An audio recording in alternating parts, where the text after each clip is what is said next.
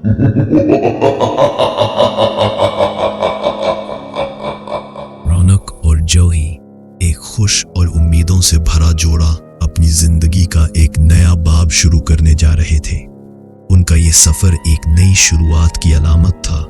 रौनक को नौकरी में प्रमोशन मिली थी और इसके नतीजे में उन्हें एक नए शहर में एक शानदार फ्लैट मिला था। जूही, जो हमल के आखिरी मराहिल में थी, सफर की वजह से थकन से चोर थी, लेकिन उसके चेहरे पर एक मीठी मुस्कुराहट थी, क्योंकि उसे मालूम था कि उनकी आने वाली जिंदगी में खुशियां ही खुशियां हैं।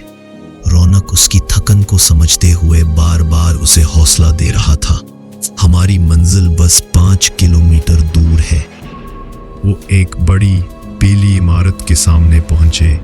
ये कंपनी की इमारत थी जहां उनके मुलाजिम रहते थे। जैसे ही उनकी गाड़ी रुकी, एक गार्ड भागता हुआ उनकी तरफ आया। उसके चेहरे पर खौफ के मिले जुले तासरात थे।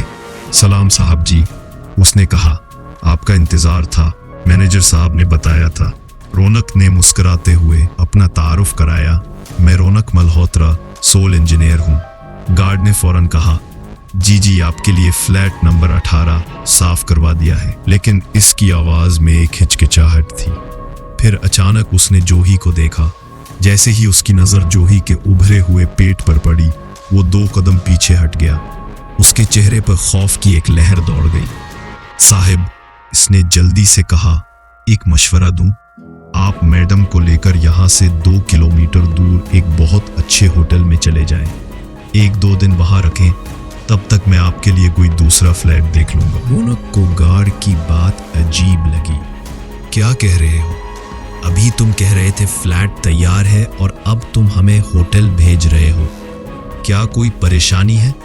जूही ने भी थकन से कहा। रौनक, मैं बहुत थक गई हूँ, बस मुझे घर के अंदर जाना है। रौनक ने गार्ड की बात को नजरअंदाज कर दिया और जूही को लेकर लिफ्ट की तरफ बढ़ गया। गार्ड बेबसी से उन्हें देखता रहा। उसकी निगाहें तीसरे फ्लोर पर रुक गई, जहां फ्लैट 18 की लाइट्स मुसलसल खुद ब खुद बंद और चालू हो रही थी। गार्ड ने सर पर हाथ रख लिया, जैसे उसे किसी आने वाली आफत का यकीन हो गया हो। फ्लैट के अंदर दाखिल होकर जूही को यह जगह बहुत पसंद आई। यह रोशन, हवादार और उनके पुराने फ्लैट से भी बड़ा और ज्यादा बेहतर था। इसके अंदरूनी हिस्से में एक खुशगवार सी महक थी, जो उम्मीदों की खुशबू महसूस हो रही थी। रौनक, ये जगह बहुत अच्छी है, जूही ने खुशी से कहा। रौनक ने उसे प्यार से गले लगाया।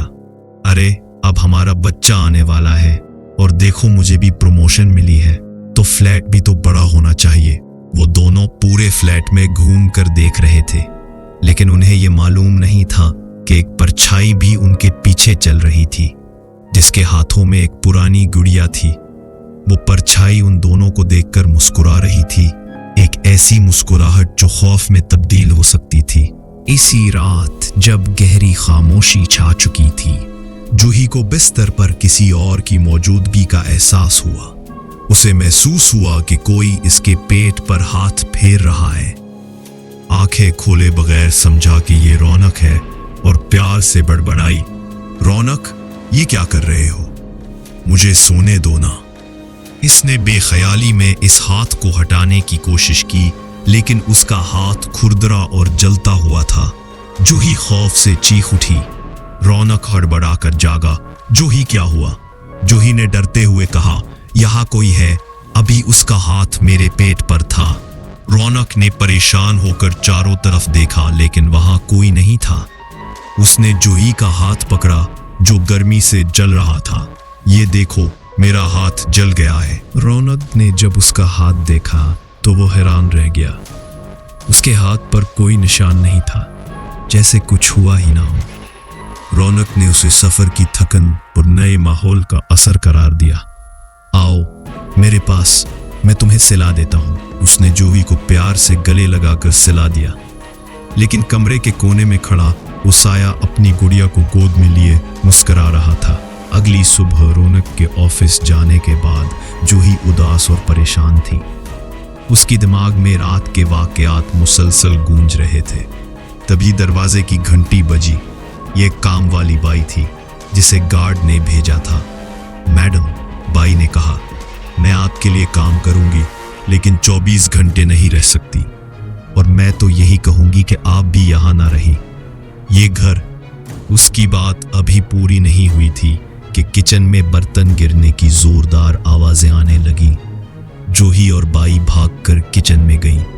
वहां एक काली बिल्ली जिसकी आंखें खून की तरह लाल थीं, उन्हें घूर रही थी।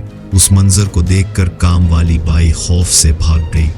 मैंने पहले ही कहा था ये जगह ठीक नहीं है। लिफ्ट में दाखिल हुई, लेकिन जैसे ही दरवाजा बंद हुआ, वो काली बिल्ली भी वहां मौजूद थी।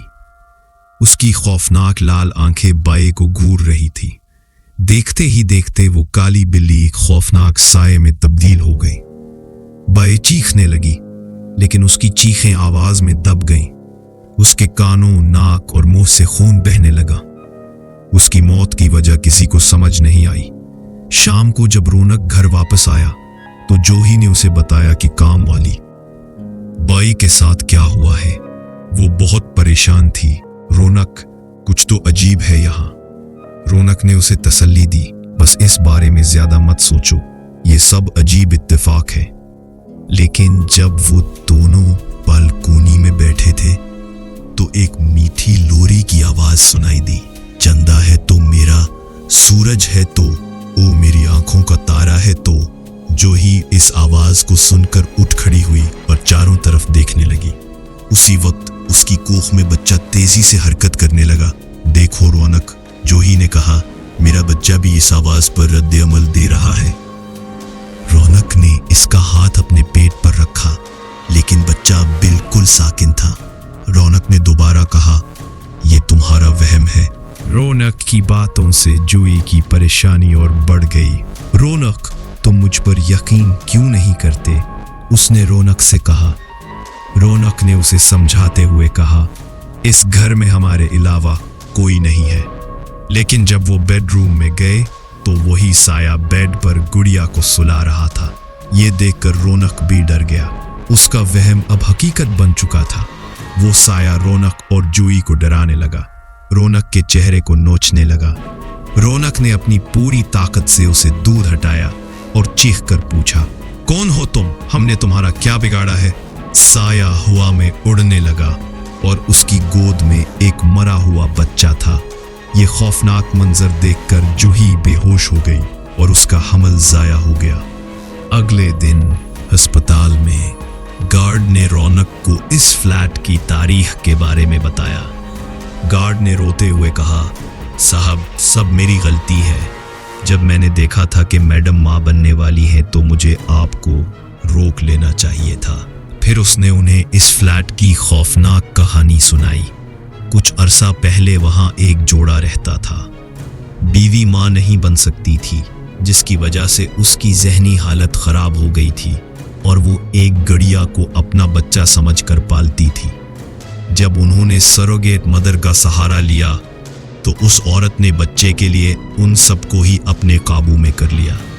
वो रौनक की बीवी से कहती थी, इस बच्चे के लिए तुम्हें अपनी बीवी को खत्म करना होगा। बच्चे के लालच में उसने अपनी बीवी और गड़िया को जिंदा जला दिया था। लोग समझे कि शॉर्ट सर्किट की वजह से आग लगी, लेकिन हकीकत में वो औरत इस घर में रूह बनकर रहने लगी थी। उसने जूही को देखकर, जिसकी हालत उसकी सरोगेट मदर जैसी थी, अपना बदला लेने का फैसला किया।